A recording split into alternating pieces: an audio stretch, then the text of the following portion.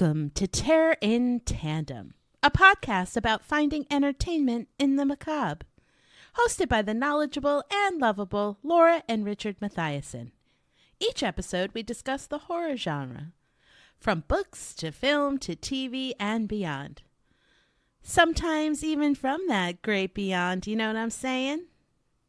You can find us on our new YouTube channel, soon to be gold service white glove, on Terror in Tandem, or online at terrorintandem.com, and also on the Insta at Terror in Tandem. Yes, introducing White Glove YouTube with none of the trash and Nazi crap. Right. Exactly. White glove. So, 'Cause when I think of white glove, I don't think of anything negative. No. Anyway, Terror in Tandem. Here we are again. For How Did We Do Volume 2 Horrific Boogaloo. Accountability Tour 94. It's time to hold those old chestnuts to the fire. Exactly. Your chestnuts. Oh my God. Do you know that we talked about chestnuts in our last Hit and Miss episode? I do, because I listened to it to research for this one. Oh, and then I talked about arm nuts. Anyway, we're not going to keep going back. Welcome to our second annual discussion of the musical works of Enya. So we are doing a little accountability of our coming attractions episode in our Hits and Misses 2023. And, listen. We had a lot going on. Yeah. There was a lot to do. We're popular We're also people. going to have a best of the year episode Everyone for you all. wants a piece. So maybe some things we didn't get to. Sue us. You can't, because you don't even listen. It's not worth it. All you'll be getting is student debt. Listen, all I'd be happy about is if you're listening to this episode. Yeah. And you know what? Maybe even enjoying it. I don't know why you're getting so upset with us. Seriously, these are they called tweets? We're or doing are they called our best. X's? Stop sending us X's. It's hits and misses, everyone. Hits and misses. Let's start it off with January 2023.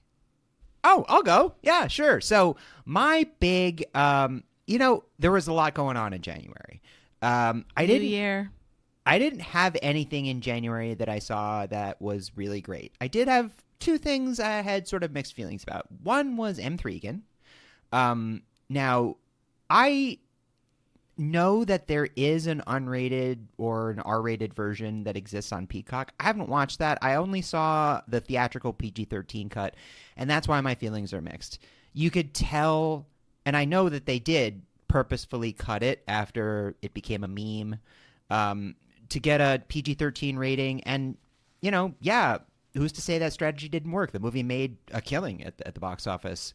So I was a little mixed. I wanted to see Akilah Cooper's incredibly crazy original version of it, which she described as much more violent than what made it on the screen. It needed to be, they needed to go further.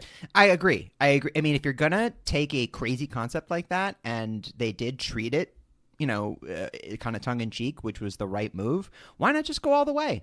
My other mixed one was Infinity Pool. Brandon Cronenberg continues to be a filmmaker that I find a bit frustrating in that I've seen all of his films, and they, for me at least, they are undeniably interesting and visually stunning, but there's just something about them that does not connect with me. Certainly not in the way that his dad's movies do. Infinity Pool is a fascinating watch and probably my favorite of his, mostly because of Mia Goth's absolutely gonzo performance in it, and the decidedly, rich people are pieces of shit theme, which I am always down for, especially in the horror genre. But I don't know. You're like Possessor and like Antiviral. It's very hit or miss. People seem to either really love it or have very strong feelings against it. I always feel like Brandon Cronenberg's movies are just short of being fantastic, and that's what frustrates me. I actually don't really have much in the way of hits for January. There was not a lot to report on my side. I will say that my recommendation, How to Sell a Haunted House book is loved by many and Beloved. is on a many book of the year lists. This is by Grady Hendrix. Yes, Grady Hendrix, and it's still on my to be read pile. So I'm not saying it was a miss, and I'm not saying it wasn't significant. We got I a lot just of haven't piles, gotten to okay? it. Yeah. We got a lot of piles over here. My other not a miss but a meh is what I'm calling it. Not a miss but a meh is The Hatchet Wielding Hitchhiker. It's a documentary that was on Netflix and basically about What's it about? Well, yeah, that's the thing. It was a documentary / thriller, and I was thinking, oh, is this going to be like another Staircase? It was not. It was a little disappointing. It wasn't terrible. It's about a happy-go-lucky nomad who gets viral stardom. Oh, shit, that guy? Yeah. I remember that. Yeah. Because he attacks somebody with a hatchet. Yeah, and everybody thought for some reason that was cool. But then he spirals downward because he gets all these late night appearances and he starts to spiral out because that was so he was weird. Like actually sent to prison for doing some shady shit. I remember that whole phenomenon was like, wait, is this man being his story is he hit someone with a hatchet? Okay. He was defending another person. No, I get it. I know there's more to it. I guess he was like he was super gregarious and stuff, but then we found out, like a lot of people that have a quick rise. Milkshake duck, as they say. Yeah. So, meh on that. And I don't have a miss. Okay. I will say that I have tried a couple of times to watch Skinamarink. I know it's a very divisive film. I'm finding it a little tough to get into, but still working on it. Want to head to February? Yeah, go for it. You Ooh, start. chilly. Okay, so February, I've got a pretty big hit, and this one is definitely divisive. I'm talking Robbie Banfich's The Outwaters, which you can find on Screambox, a little streaming service done by Bloody Disgusting, I think. Oh, wow. Yeah. So Outwaters is... It's very hard to describe. It's a found footage film.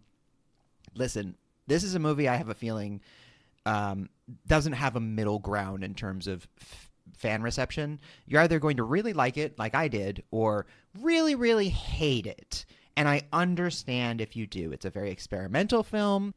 It plays its cards pretty close to the chest, and a lot of the movie is shot in almost total darkness. It gets very gory, but like I said, it's not a fun movie. Let's put it that way. But I found it's something that I was thinking about for weeks after I saw it. So it's a hit? For me, it's a big, big hit. I loved it because the best kind of horror, in my opinion, really worms its way in. And The Outwaters is a movie that I could not stop thinking about. So, awesome. Yeah. So my hit for February is Don't Fear the Reaper. It's the second book in My Heart is a Chainsaw trilogy by Stephen Graham Jones. I believe it's going to be called the Proof Rock Lake trilogy. I think there's a third book coming out at some point. Yeah, I think you're right. He's he's rounding it out. Yeah. So Stephen Graham Jones, for those of you that don't know, is a pretty recent favorite author of mine. He wrote a book called Only Good Indians that I've raved about and talked about and recommended, and maybe it was on my hits of the last year list. But this is a follow-up to this new series that he's doing. It's very dark. It is still taking place in the indigenous community, and there's a serial killer called Dark Mills South. So it's really great. It's very literary. He's a thorough writer, and it's highly enjoyable and scary and dark and violent. And I mean, he's definitely a big rising star in the horror literary community. Yeah, but I would pick up My Heart is a Chainsaw, start there, move on to Don't Fear the Reaper, and then get ready for the third coming up. That's awesome. Moving on to March. So no, Do you have any misses for the month? No, I don't. Oh, well, lucky you, because I have a big miss. Oh. And I'm very sad about it. What happened? So my Who miss hurt you? is Knock at the Cabin, the movie. Yes. Terrible disappointment. For example, if you were to read the book for a school assignment and instead of reading the book, you decided to watch the movie, as many people have done in their lives. You admit it. Come on. You've watched the movie instead of read the book for an assignment once in your life. Never. Well, you are not a regular human. For all of those regular humans out there, if you've done this, you would fail this exam. Yes, it was also my problem with the movie is that it changed something that was fundamental to the book. I would say it changed 3 fundamental elements. One was the level of tension and violence. Yeah, it really ratcheted down the level of violence. Yeah. 2 is Ren. Yes. When's yes. fate. Yes. And 3 is the ending. Yes. So it was a letdown because the cast was great, and honestly, it had potential. For someone who had not read the novel, which is not either of us, but if you haven't read the book, it's one of Shyamalan's better movies. It's not bad. It's not a bad movie. Such a pale simulacrum. But I was looking forward to it mostly because I've read the book. Yeah. And maybe independent of the book, I have no idea. I can't make that kind of call. I don't know why you'd choose to adapt this and then pull all of your punches when you're doing it. It should have been a series, a short series, 6-episode series, because it went too quickly. Part of the tension is the slow revealing of information. I think it could have been an effective movie if they had just stuck closer to the book and not held back. Yeah, it was a miss for me. Same, but I didn't recommend it. March. Anyway, let's hear what kind of crap you recommended in March. March. I have one hit. It's a remake. Sure, your mileage may vary on that, but the remaster of Resident Evil 4 on PlayStation 5 and Xbox is amazing. Excellent. It's listen, it's a tall task to take on. That's one of the most beloved horror games and one of the best Resident Evil games, and the remake is fantastic. It updates the graphics, updates the gameplay. It's really, really good. If you've never played it before, this is the version to play for sure. And if, like me, you played it, 10 years ago, it's worth another shot. It's still great, and the updates make sense. They make it feel more like a modern game, quality of life stuff. So, awesome. Yeah, Resident Evil 4. Check it out. Well, my hit was Scream 6. Ooh, it was great, and I wasn't disappointed, and I loved it, and I think I've seen it a couple of times. A franchise that is doomed. Experiencing no problems. Doomed. Oh, no, they have to redo it now. They have to do a completely new thing. And sadly, it's not going to be as good because where they were going with this was great. It's now an unfinished trilogy, unfortunately. Starring Jenna Ortega, Melissa Barrera, and Hayden Panettiere and Courtney Cox. Kirby. There's a lot that happens. I'm not going to ruin it for you. You should have seen it by now. Mulrooney. Yeah, but it's a really great. It's one of the best Scream sequels. Oh yeah, it's fantastic. It also does something a bit different. It changes the locale for one thing. Yeah, it does, and they use it really well, and it's scary and really just awesome and surprising and entertaining and engaging. Really everything great that you scene want in a the good Scream movie to be. Yeah, it's good stuff. But that's it.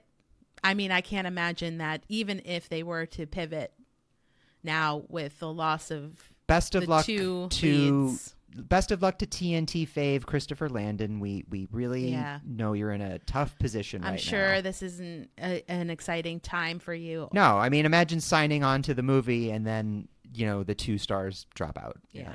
Shit. So, and again, they had re-enlivened this franchise in a really interesting way that made sense with these 2. Your miss for the month? No, it's April. Because I don't have a miss for that month. Oh, well, I do. And it's that I missed watching the TV series The Power. I haven't watched it. I haven't gotten to it, but I've heard amazing things. Ooh. So the miss is on me of the month. I recommended a great show, apparently, that I didn't get to watch yet. Oh, okay. If we're playing it that way, then sure. Lone Women by Victor Laval is still on my to-read pile, which, like I said, we got a lot of piles here. That's also on a number of lists, and that was a gift. I know, and someone that loves it's very on much. the pile, very, very much, and it's on a pile that is I love. It's a love pile. So it's now we can place move into April. We can get together. Love pile.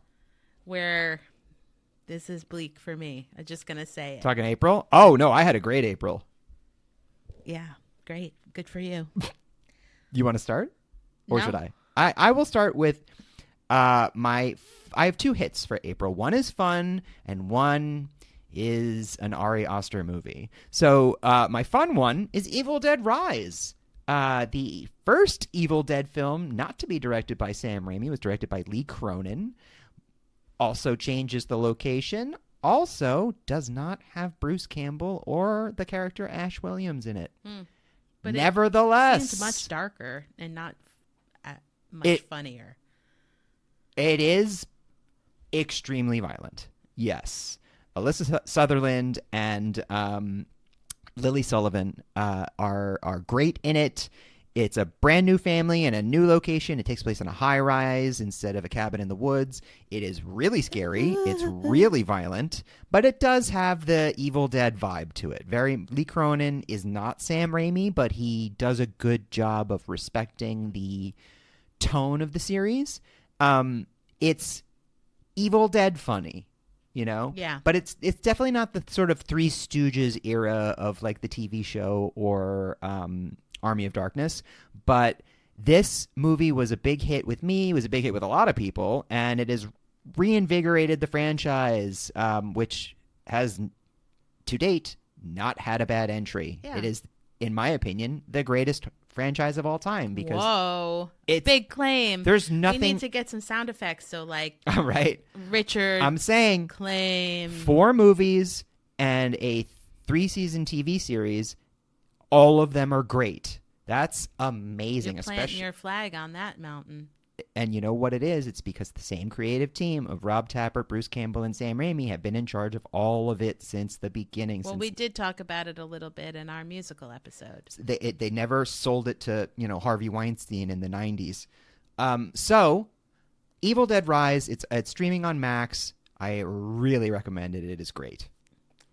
I don't have a hit. Oh, no. Do you have any misses?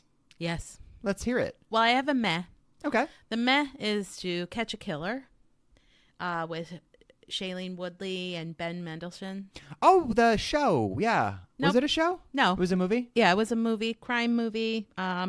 She was an FBI cop, a cop that was recruited to the FBI to help solve a murder. She had a very troubled past, but it was basically an asset to her with this. It was fine. Like I said, it was a meh. A lot of content. I'll go to my miss after yours. Well, my next one for April is Beau is Afraid. Oh. Now, Beau is Afraid, don't get it twisted, okay? It's fucking amazing. The only thing is, it's described by Ari Aster as a nightmare comedy, and it very much is. Every single thing in this movie operates on nightmare logic. It feels like you're a nightmare. Even after Hereditary and Midsommar, I found this to be his most unnerving film yet. It was deeply disturbing. But is it a hit or a meh? It's a hit. I loved it. It's incredible. Nathan Lane is amazing in this movie. He's great. He's great in everything. He was in the first couple of seasons of Only Murders in the Building. Oh, and that's great. Was really great in it. Listen, he's fantastic in this movie. Amy Ryan is great. Patti LuPone knocks it out of the park. Amy Ryan was also in Only Murders in the Building. Maybe they had such a good time. Yeah. But Joaquin Phoenix is truly extraordinary as Beau. The thing about this movie, I think, is so many of Beau's fears I found incredibly relatable. So it was like watching my own nightmares. And these nightmares are really anxiety based. Yeah. It's that for 3 hours. So Beau is Afraid. My miss is The Tank. I finished the whole thing. You did, and congrats. I don't want to pan this too much because, That's I not think what we're it's about. a first director, writer, Scott Walker. No, I think he did The Frozen Ground. It wasn't good. I guess it was watchable. The acting was bad. I don't know. It was just not great. It was. I have to say that the script and the acting, it was so distracting that it made the movie bad. Distracting acting. We don't like it. No. So that was a huge miss for me. It tanked. Yeah. Wow. Thank you. Yeah. Thank you, everyone. So that's my miss of the month. Man. I have a recommendation that hit for me, and it's The Ferryman by Justin Cronin. This book, I will admit, took a little while to get juicing, but once it did, and especially the moment of revelation in the novel was so amazing and so surprising. The only thing I'm bummed about is that I haven't really spoken to many people who have read this book. Big fan of Justin Cronin. He wrote the Passage trilogy, and The Ferryman is about a group of survivors on a hidden island utopia where things aren't what it seems. And I will definitely say it's sci-fi. And it is highly entertaining. It's one of the best of the books of the year for me. Nice. Love Justin Cronin. Yeah, he's great. It was a great one. So I also don't have a miss for May. Either I didn't get to some things or, there wasn't much going on in May. Happens. So no miss for me. You want to take a break? Yeah, let's do it.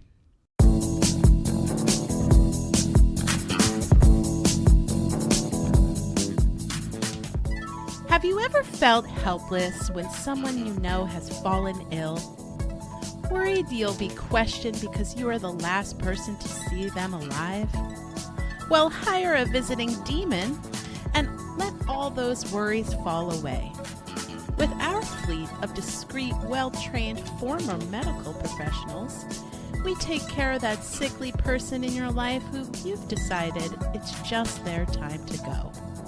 Our visiting demons will add that bubble in the IV for the neighbor whose dog just won't stop barking. Or they can add a special night-night cocktail to the pill collection of the great aunt who's just stubborn enough to burn through all the money she promised you. And don't worry, our services also extend beyond the sickly with our elite packages. With one of our elite packages, you can rid yourself of that annoying ladder climber at work who just keeps getting in the way of your big promotion. Or you can turn that road rage into road relief and send a demon to the home of that monster truck driver. Don't wait for natural causes when you can hire a visiting demon. They put the period at the end of life, so you won't have to. This is a fake ad for a fake product on a horror-themed podcast. Visiting demons does not exist, but does it?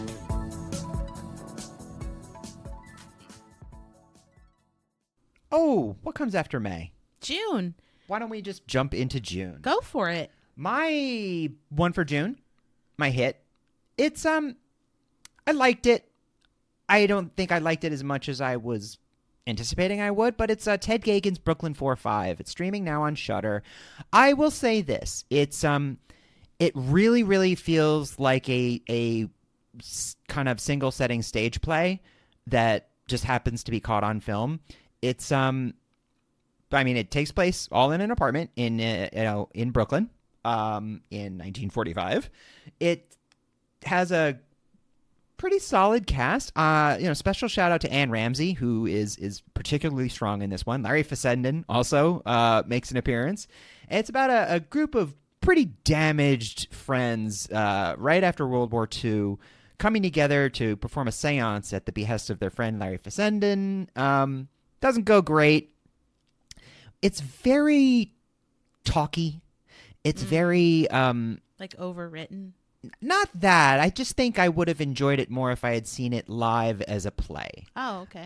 It really, really gave off that feeling. And watching it as a movie kind of felt like a little bit cheap or boring. I'm not describing it well. I just think it's a story, and it's the way it was written and the way it was blocked, the way it was laid out, really would lend itself to a wonderful live performance. But as a movie, it was kind of underwhelming. I could see that. When you have a play, you don't have a lot of action happening on stage.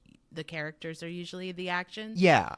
And then when you have a movie, I'd still love have to all see that dialogue. I'd love to see this adapted. Now, shout out to Ted Gagan. He's a creator I really enjoy, and he wrote the script himself with the help of his veteran father.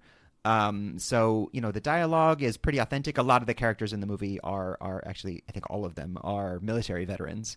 So, yeah, look, it's pretty good. It's just... I had the strange sensation of like, I don't think I'm watching this in the correct medium, Yeah. Well, you got to get to Broadway then. Yeah. Or off Broadway. Someone get on that. Honestly, it would make a great Black Box show. Just a single, you could do it for nothing. It's really not a lot necessary. Just get a couple of good actors. This is something that really would rely on the strength of its actors. The idea is worth millions. So send that check to terraintandem.com at terraintandem. Ted, our phones are always open to you. So my hit for the month is a big one. I am not going to go into it too deeply for later purposes, but my hit for June was The Boogeyman. Nice. I was excited about it. Obviously, I recommended it, but I don't know. It exceeded my expectations. Same. Chris Messina, Sophie Thatcher from Yellow Jackets. It is about these girls and their recently widowed father with something strange going on. It's adapted from a Stephen King short story. From a long time ago. 1978. Yeah. So all the things add up and equals a hit for me. I loved it too. It exceeded my expectations as well. It's solid PG-13 horror, which is hard to do.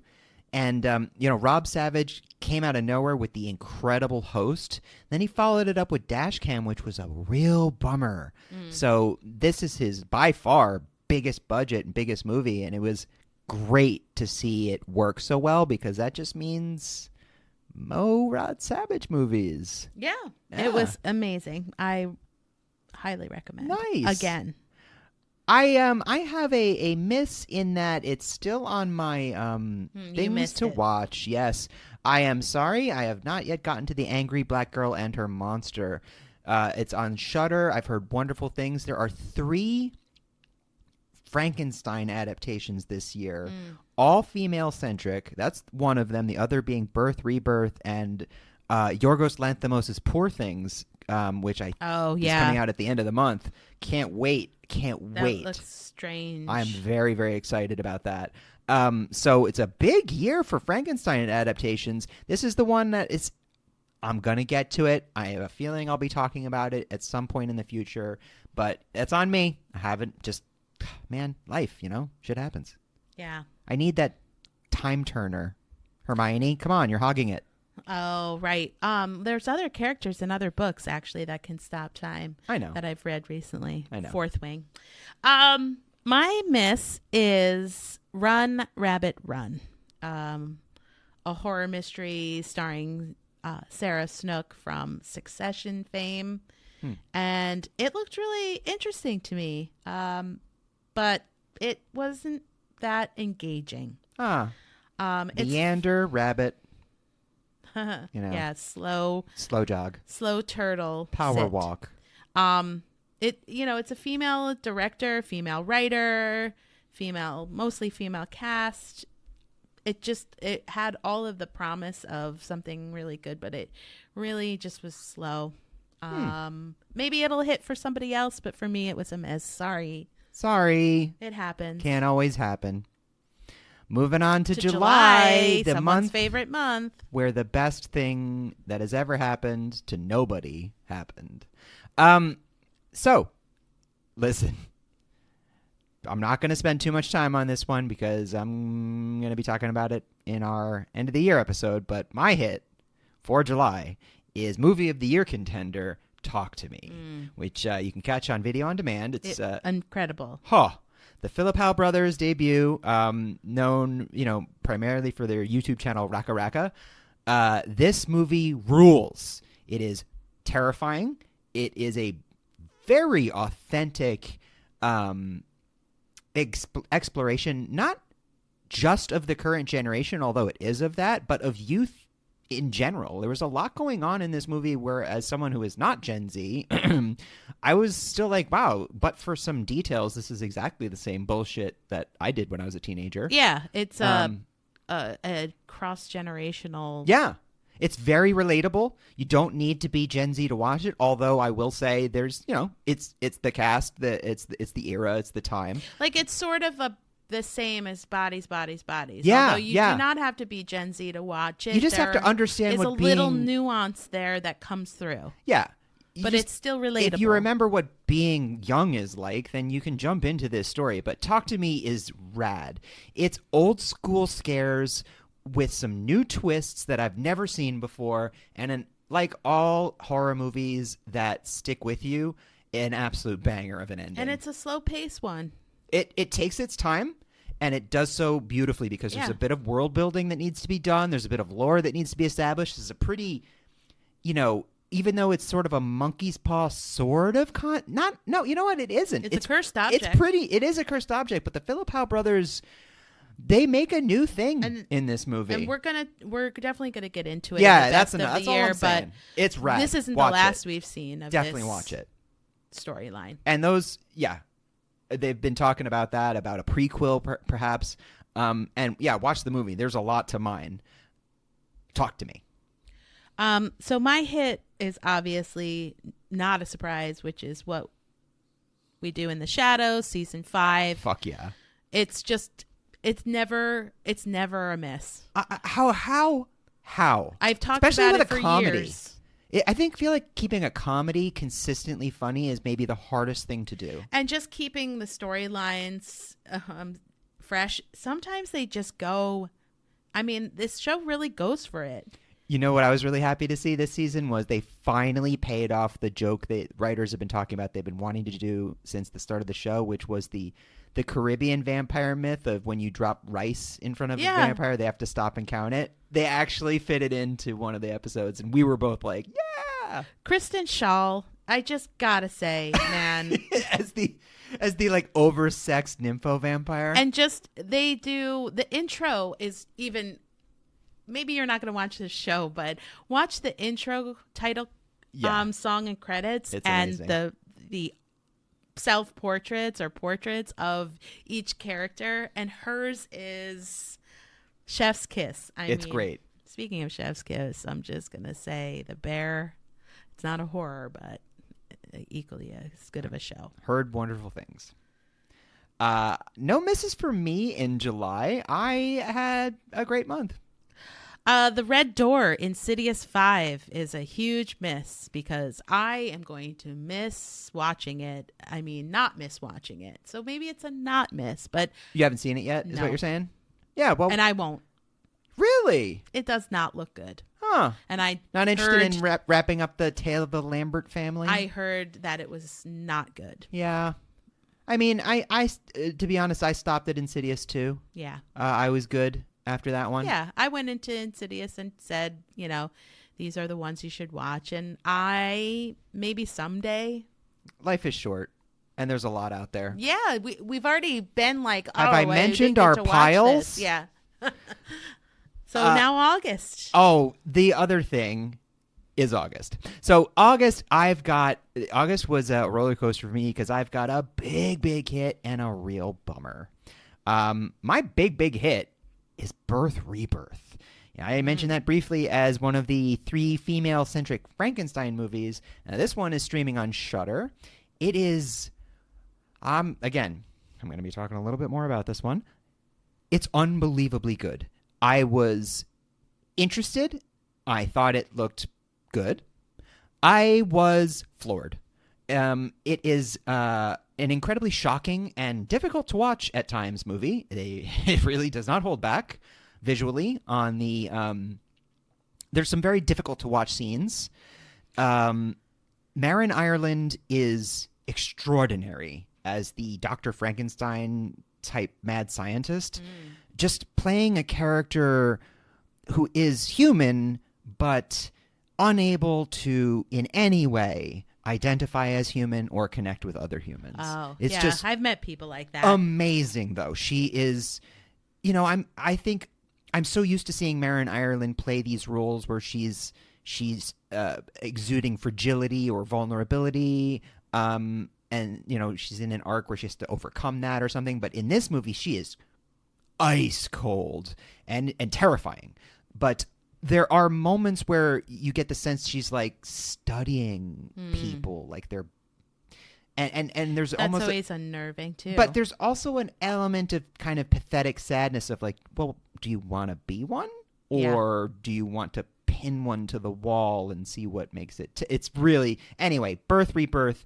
It's a Frankenstein movie with a very maternal twist, but it is make no mistakes, utterly horrific. Yeah. Very scary. Ethically extremely challenging. This movie's going to make you ask some questions, and the ending, fuck, I think I yelled at the ending. It's got a wonderful horror movie style ending.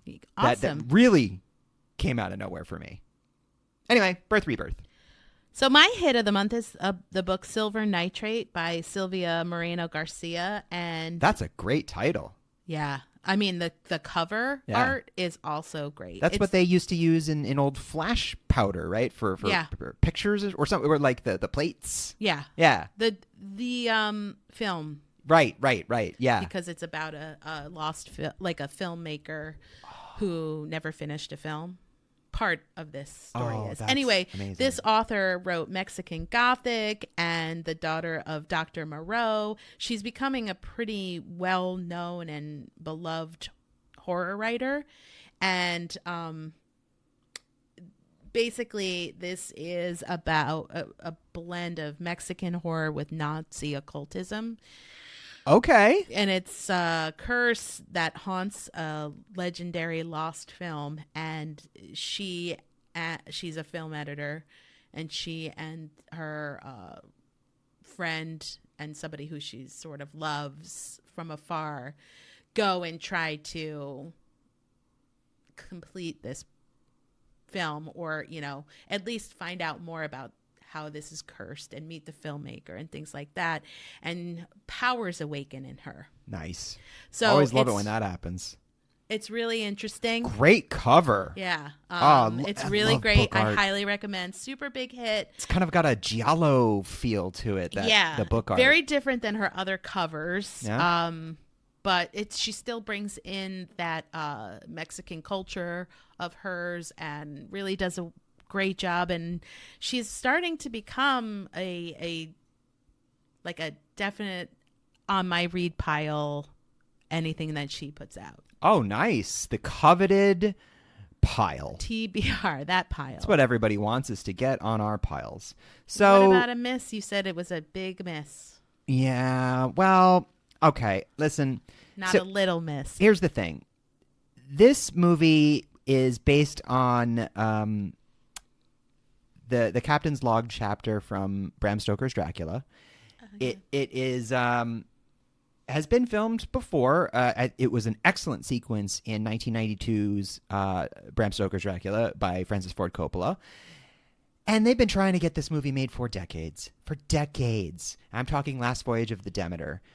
It was a real bummer. Yeah, it's too bad. It was a big miss for me. Andre Overdahl directed it. Had Liam Cunningham and David Dashalmain were in it. The Onion King. It here's the thing: when you take one chapter of a book and make it into a movie, you got to pad it out with some shit, and that's what they did. So it basically just becomes like a super predictable, I don't know, one by one they get picked off on the boat. It didn't lead anything into the story or the legacy or anything? No, and the great offense of this movie was it left a survivor, which was the whole fucking point of this story, is that no one lived.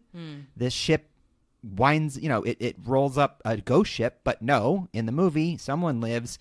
And it ends with him walking purposefully towards the camera to go hunt Dracula. Oh, I thought carrying like a journal. Yeah, so like now it's the birth happened. of a vampire hunter, I guess. It was awful. I'm sorry. I know movies are really hard to make, and I know this pod is very positive, but you had 20-something years to make this, and this is what you did with it?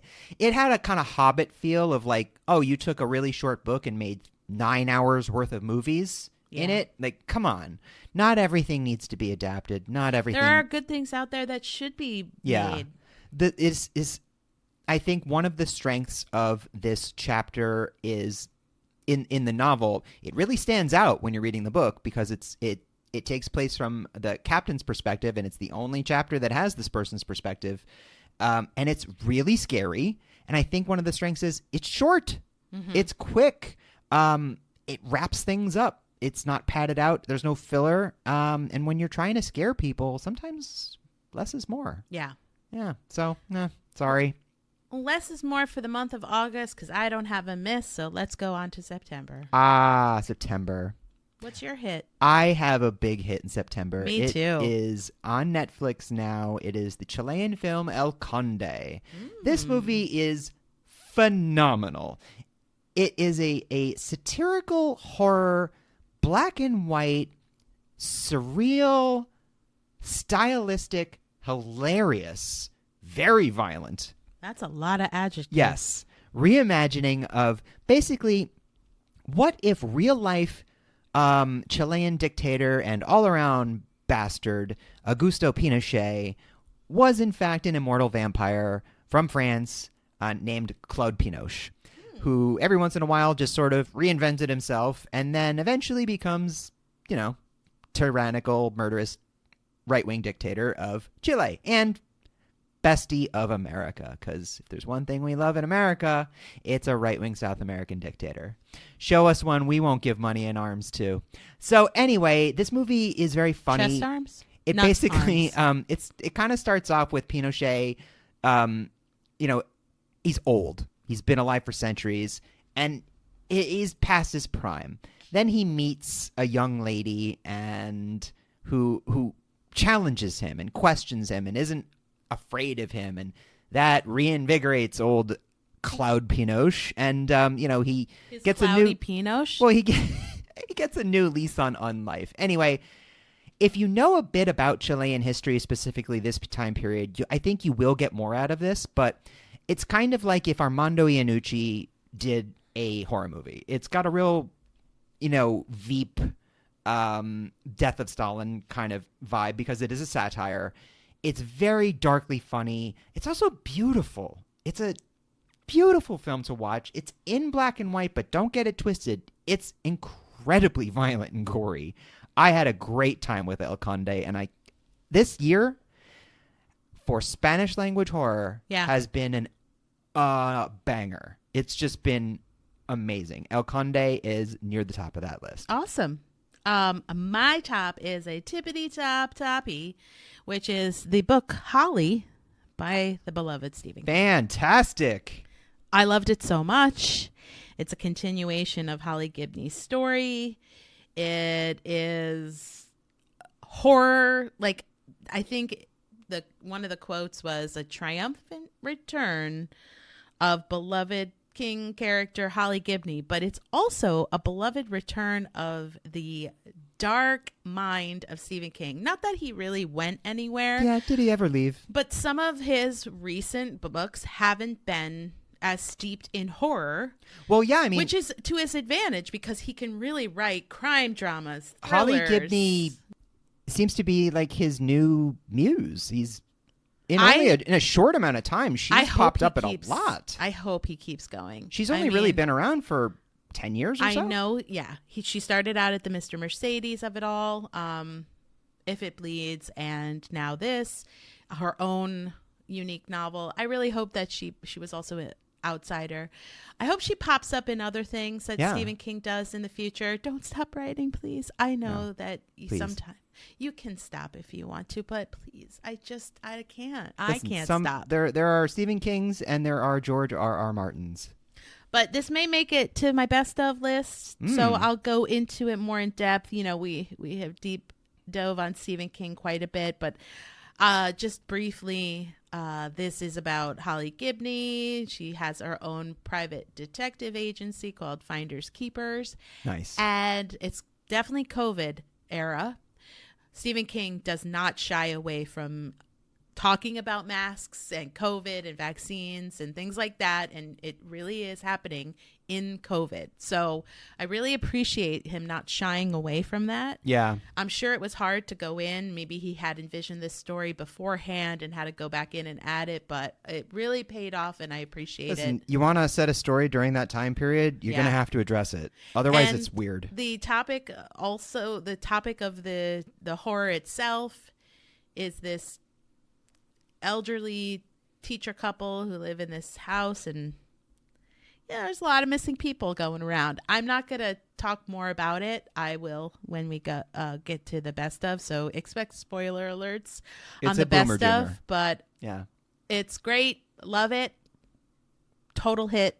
I knocked it out of the park. Awesome. Along with Stephen King's support. Wow. Fantastic. And we do appreciate it, Mr. King. Thank you so much.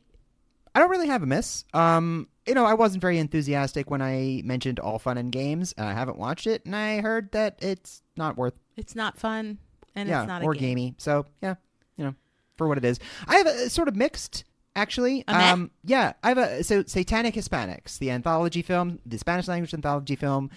Like most anthologies, it's got some great segments, and it's got some less great segments. I would say overall, it's definitely worth a watch.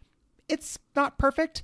Demian Rugna has a segment in it. You'll know from listening to this pod that he is one of my favorite new up-and-comers, the Argentinian filmmaker. But I thought it was well worth a watch. But yeah, some segments are great, and then it's jarring when the next one doesn't meet that standard. That's the kind of pitfall of an anthology, is it can set your expectations, and then that can really put a lot of pressure on the next segment. So yeah, I can appreciate that. Everybody has a meh once in a while. Well, what's your September meh? No, my September miss is A Haunting in Venice. Oh, Mr. Brana. Yeah, Mr. Brana, Mr. Pirel. Hercule. Monsieur Hercule. I don't really want to poo-poo on this movie, but the visuals, Kenneth Branagh as a director, fantastic. Sure. The visuals, visually, yeah. The cinematography, the mood, everything that it conjured up and looked was incredible. The ensemble cast, miscast and overwritten, and people that were cast, you just had too much faith in them. I have no interest in this trilogy of movies. It went all over the place, too. It was not closed and concise. It was too much. It feels like a celebrity jerk fest to me. You just hired all your famous friends, and I didn't get that from it. I just got that it tried to do too much with people who couldn't handle the material. And I mean, well, maybe I'm wrong, because in Rian Johnson's hands, massive celebrity ensembles have worked out really well. Exactly. So I kind of disagree. Yeah. Well, Kenneth Branagh, his movies always look great, but Yeah. they always lack a certain vibrancy to Well, me. There's honestly, just sort of, they're kind of flat. I can see miscastings in all three of these films. Yeah, yeah. But I would say looking not forward to putting it. Armie Hammer as a cannibal in the second one was a missed And opportunity. those have always been more like mystery, but this was more in the horror realm, which is why I recommended and was looking forward to. But it was a miss. Too bad. Not even Michelle Yeoh could save this one. No. Too bad. Again, missed cast. Like she did good, but some of the people that were cast couldn't handle the material or the accents. Oh, that's a bummer. And also, it took place in Italy, and there were no native Italian speakers save one, I think. Cool. So that's annoying to me. And it was took place in, I don't know, the 50s or 60s or something like that. Or 40s or 30s. I don't know. It didn't take place in... So it took place at some point during a 50-year period of time? What I'm saying is it's not a current story. These are period pieces, So it's a period piece. You have to get authentic Italian speakers. You're not going to have an international... You're not going to have all Americans living in Italy at this time. Yeah. Mamma mia. So moving on to October. Which is a big month. My big hit for October is Paco Plaza's Sister Death.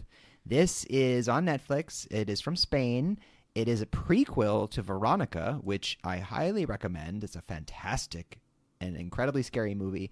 Now, the thing is, you honestly don't need to see Veronica to enjoy this. It only connects right at the very end, and only in sort of a playful, winking way. It doesn't really... It does follow a character. So for those of you who have seen Veronica, one of the nuns in the movie is nicknamed by the students Hermana Muerte, Sister Death, because she's old and she's milky-eyed and she's kind of scary-looking. But she's actually a good guy. So that happens. That's like the guy from Harry Potter. Exactly. So she's scary-looking, but she is... heroic, and she is an ally to the girls of Veronica. Now, this takes place many decades earlier in the 40s.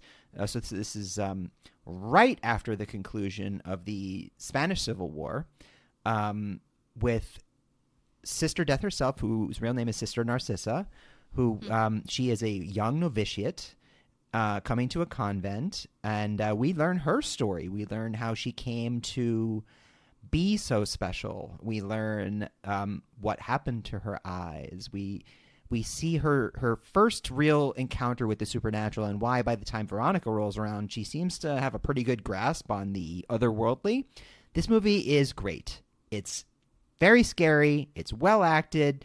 It's that classic, horror movie in a convent setting, but also, post Spanish Civil War is very interesting time period. It does explore that. It's just another rock-solid effort from Paco Plaza, another knock out of the park for the Spanish-language horror world. Sister Death, check it out on Netflix. Excellent. Love if you have time, 30 Coin Season 2 is on Max. Another Spanish-language gem. Alex de Iglesias, check that out. I have 2 hits also for this month. Nice. The first is Totally Killer. Oh, yeah, the 80s. Yeah, it was a horror comedy on Prime starring Kiernan Shipka from Mad Men and Sabrina, Chilling Adventures of Sabrina, and Julie Bowen. Listen, it's silly. It's fun.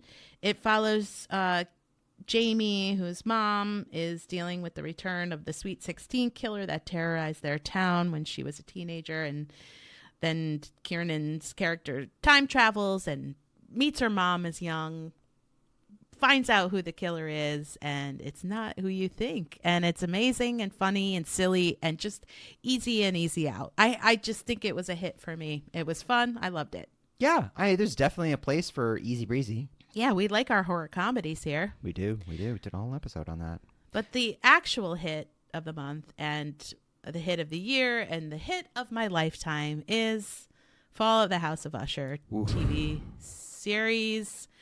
I am not going to talk about it other than to say tune into our next episode where we'll both be talking about it. Yeah, I didn't recommend this, so it wasn't on my list, but damn. Yeah, I really, again, knocked it right out of the park with this one because Mike Flanagan, I won you're the best. chance to say it as my recommendation, and now I get to own it as my hit. Watch if we it. were scoring who had more hits, Watch it. it would be me. I'm winning. Also in winning. October, I did recommend the Jordan Peele edited anthology Out There Screaming, which I just started reading. Same. I have just started reading N.K. Jemison's Reckless Eyeballing, and it is everything I hoped it would be. They are not holding back either with the horror or challenging you thematically. Yeah. So I'm really looking forward to this. And to the local public library, I promise I will have it back in time. And I also started reading it in between when you put it down. In the in-between-us.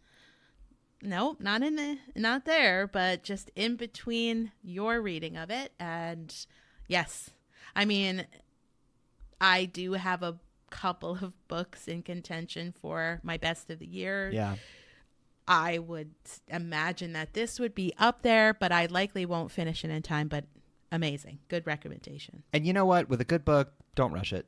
No. Just take your time. And they're short stories, so Yeah. pick one up, read it, put it down, Absolutely. and give it to your wife. November. November has one of my contenders for the year. Okay. And obviously it's a hit. And it is Demian Rugna's second movie after the incredible Terrified, When Evil Lurks, streaming on Shudder. Excellent. Oh, okay. Listen, this is horror with a capital H. When you say the word horror, this is what we mean. This movie is horrific in every sense of the word. There is nothing funny or lighthearted or redemptive. This is a bleak, horrifying, scary, violent movie. From start to finish, it is relentless. It starts rough, it ends even rougher. And throughout, let me just put it this way. For those of you who have seen Terrified, there is a scene, the shower scene, that is a standout. That's this movie from start to finish. It is relentless. I think I used that word, but it is the best one to describe.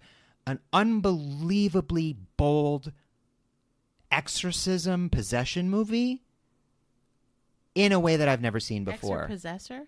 I have seen so many demonic possession movies, and I've never seen anything like this before. Amazing. I'm going to talk a lot more about it, but When Evil Lurks, I thought after seeing Talk to Me that I had wrapped it all up, and then When Evil Lurks came out, fuck. Wow. Now, just trigger warning, this is not for the casual fan. This is a very hard movie. So be wary of that. Now, if that's your thing, you're not going to get a better one. This is it. This is what we mean when we say horror. Wow. Well, I'm going to keep it short for November. I don't have a hit yet. Murder at the End of the World isn't even fully out yet, all of the episodes. So I don't think it's fair that I don't have a hit because that's not complete. Well, how is it so far? It's great. Nice. But how can I say it's a hit without finishing it? I understand. think And I that's respect unfair. that. I respect that. I And do. there's another movie We're into I journalistic recommended. ethics Yeah, here. exactly. Being accredited journalists that we are. Yeah. There's another movie that I recommended that it may become my best of the year. I don't know, which is The Killer. So I don't have a hit, and I'll just save you the trouble. I also don't have a miss yet. So I will say that my other recommendation for November, Castlevania Nocturne, fantastic. Anybody worried that it wouldn't be as good as the original? It's as good as the original. It is so good. It's getting another season, Castlevania Nocturne on Netflix. no miss? No miss, really. I haven't gotten to Spin a Black Yarn by Josh Malerman yet. It's on the pile. Well, you spin a black yarn all the time. Spin those piles. So last and finally, and not least, is December. I'll level with you. I haven't gotten any of these yet because it's still December. Yeah. Well, I have a hit. Ooh. And it should be on everyone's list. Leave the World Behind. Nice. Based on the 2020 book written by Ruman Alam. Film written and directed by Sam Esmail, Mr. Robot fame, and Julia Roberts, Ethan Hawke, Mahershala Ali, and Kevin Bacon. I think this is an incredible film. The way that it is shot, it is so good, and there is a vibrating, eerie soundtrack that's there to add to the tension. It creates a lot of anticipatory anxiety. Never really clear what's going on, but the one thing it is going on I feel like with Sam Esmail's work, and having read this book, I don't know, not to be bleak, but it's like humanity is fucked. And the ones that can save humanity, do we even want them to save it? Because people aren't great. You noticed.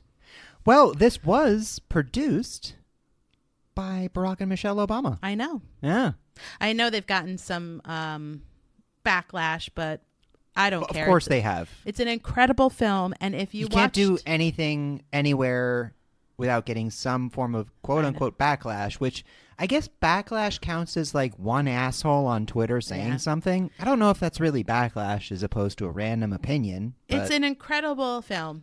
The book was great, but I actually feel like the film edged the book a little bit more just because of the amazing cast and Sam Esmail. I feel like he's a season pass for me. Well, he visually can create such dynamic art. He gave an update recently on his long in the works reboot of Battlestar Galactica, which honestly, if it was being done by anyone else, I wouldn't be interested. But Sam Esmail, let's see what you got. I can't say I wouldn't be interested by anyone else, but I am interested. Ronald Moore's version of it is just so defining for me. And I also watched it at a particular time in my life, and it just... But both iterations, for me, have also significance and importance. You talking the Lorne Green old school? Yeah, I guess. It was a time, TV was different then. No, for sure. And that was incredible TV. Yeah. You want to watch a movie about, going to a space hippie hedonist planet for 50 minutes. I mean, people watch Star Trek for all those reasons. You watch your tone, young lady. But I highly recommend this movie. It is going to leave you feeling the way dystopian movies make you feel. Nice. Which is happy. Yeah. I am looking forward to The Lord of Misrule and The Wait, which are two films from December that I recommended that I haven't gotten to yet, one of which is not available in America yet, so I get a pass on that. And do you have any misses for the month? No, I don't. I do not. I miss having more time to watch all these movies I've missed. Oh, boy. It is hard when we make recommendations a couple weeks ago to get to all of them right now. Some of them aren't there, but I still am looking forward to Silent Night. It's probably going to be a Christmas watch, like a new Die Hard. Yeah. I don't know if it'll be a miss or not, but we'll see. I love me some good Christmas-themed mayhem. I do have one more hit. It's of the year. Let's do it. Is Terror in Tandem Podcast. Hell yeah. Now on YouTube. World-famous, internationally renowned, acclaimed Nobel laureate podcast. Let us know how you think we did in the comments of Instagram, or send us a message on terrorintandem.com. Yeah, absolutely. But only if you think we did well. If you have other opinions, keep them to yourselves. We are fragile and not interested in negativity. Great. Just feed us good stuff. Yeah. We are so desperate and narcissistic. Well, half of us are. Half of us are. Tell me I'm the other pretty. half is just trying to like sup witches. Keep things good. Exactly. So that's it. That's our Hits and Misses Volume 2, Horrific Boogaloo. We did as good as we can. Hey, we tried. And that's all you can ask. We will see you next episode for our world-renowned end of the year wrap-up favorites. And shout out to all our San Juan fans. Thanks for listening.